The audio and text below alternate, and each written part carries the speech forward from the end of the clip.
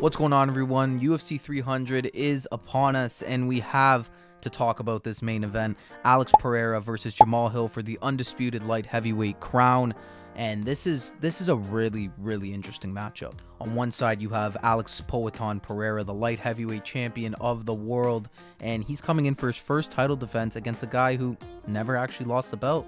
Jamahal Hill had to vacate his title because of his Achilles injury, which is a brutal injury, and he hasn't fought since he fought Alex Pereira's buddy, Glover Teixeira, last year. It's been a long time since we've seen Jamahal Hill. By the time he fights, it's going to be around 16 months, so that's a big time off, and that could lead to some ring rust potentially. I'm worried about two things for Jamahal Hill heading into this matchup, because skill-wise, I don't think the two are actually far apart at all, but I think that the Achilles injury is going to be a big issue coming back from, and also ring rust. Ring rust is definitely a thing. We've seen it multiple times, and recently it's a problem, and it affects the way fights play out, but more so his Achilles injury.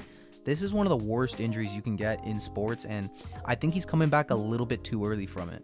Why do I say that? Well, I mean, a month before this fight got announced for UFC 300, Jamahal Hill came out and said that he was not going to be ready and that he would not be able to fight at UFC 300, which is why this fight was initially slated for UFC 301 in Brazil, but the UFC panicked last minute. They had nobody to main event UFC 300, so they probably paid Jamahal nicely, and here we are. This is our main event.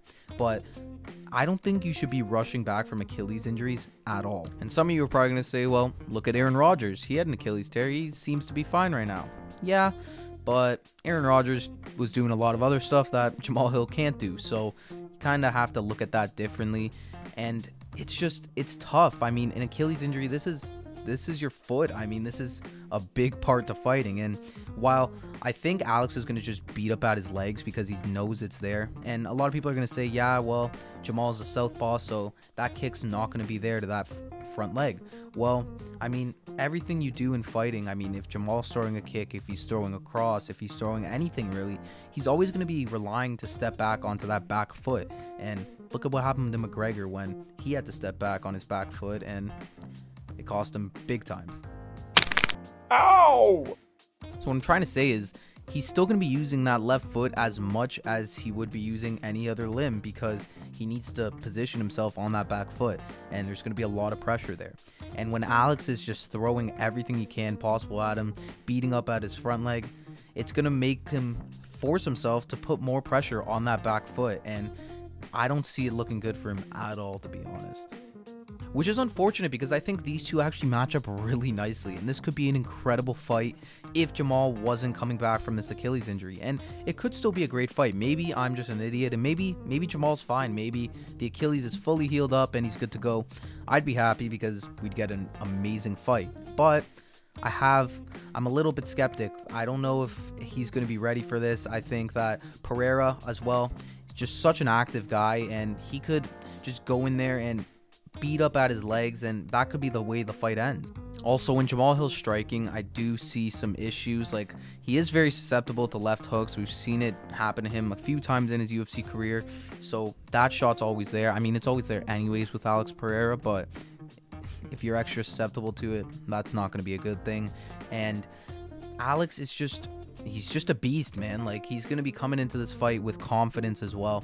Went out there last time against Yuri Prochazka, got the finish. And while Jamahal is definitely more of a polished striker than Yuri, it doesn't change a thing for Alex, really. I mean, Alex has been fighting high-level strikers his entire life. So coming in against a guy like Jamahal Hill, while there is going to be issues and things he has to worry about, it's going to be like any other fight for him, because he's fought so many high-level strikers already. And I don't know how true this is, but Jamahal came out and said that he is going to strike with Alex, and he's not just going to take him down because he's worried about his striking, which is probably a mistake that a lot of guys in the UFC make. I mean, striking with Alex Pereira is just like, it's a death wish. I mean, I don't know why anybody would want to do that unless you think you are superior, but maybe Jamahal thinks he's superior to Alex in that department. I don't think so, but he very well could be. And at the end of the day, it's a fight, so if anybody gets caught, they could go to sleep. So I don't want to write off Jamahal there too much, but I'm just like, I don't know why you would want to stand with Alex the entire time when you could definitely get the advantage over him in other departments. I mean, if you take him down, He's been susceptible to takedowns before, like against Jan Blachowicz. Hell, even Izzy. I mean, he could definitely be taken down, and that's where I think a lot of the guys here are going to win this fight. I don't think anybody in this division is just going to win by just striking with Alex Pereira. You have to mix it up, and if Jamahal can do that, I could see success for him in this fight, and it'll also take away a lot of the pressure on that back leg. Ultimately, though, I do like Jamahal, and I think he's a very good fighter, and I think he'll be in the title conversation for years to come, but for him, it's not going to come this time around. This is going to be Alex Pereira. My official prediction is going to be Alex Pereira by KO or TKO. I think this will end early, second, third round. I think Pereira, first round, it's going to be very slow. They're just going to be trying to feel each other out, but Pereira's just going to keep whacking at his legs, throwing a couple of shots upstairs, just mixing it up. Jamal's going to have his moments too, but I think Pereira is going to be the one who prevails. I think the leg is the big issue here, and he's going to whack away at it. He's going to be able to find shots that are going to hurt Jamahal, and I think Jamal's legs might just give out on him, and he's going to collapse, and Pereira's just going to go in there, TKO finish, and defend his light heavyweight title for the first time, and potentially, I guess, defend it at 301 too. Which is something I want to quickly touch on. Alex Pereira said that if he defends his title at UFC 300 against Hill with no scratches, he's going to turn around and fight at UFC 301 in Brazil. But I just think that's unlikely. I mean, he's not going to come out of this fight with no scratches from Jamahal Hill. I mean, Jamal's going to go down with a fight, but it's not going to be something where he's going to be able to walk out there perfectly fine and he'll be able to fight in 4 weeks' time. So I think that's a bit off the table, but I mean, I'd be so happy if it happened, and that would be legendary from Pereira. So we'll see. Overall, though, this main event isn't the main event that I think a lot of people were expecting or wanted from UFC 300, myself included, but I'm not too upset with it. This is still an incredible fight on paper, and I think it could be amazing. I'm a little bit worried of, like I mentioned, with Jamal's leg, and I think that will play a big part into this fight. So I don't think we're going to get the fight we all wanted, but the rest of the card's going to make up for it, and we're going to see probably Pereira just come out with a nice finish in the main event to top off UFC 300, and that won't be too bad. So we'll see. Great fight, but I'm a little bit skeptical. There you have it. Those are my thoughts on this fight. Thank you all for watching once again. And let me know what you guys think. Who do you have winning this fight down below? Do you agree with my opinions? Do you agree with my points?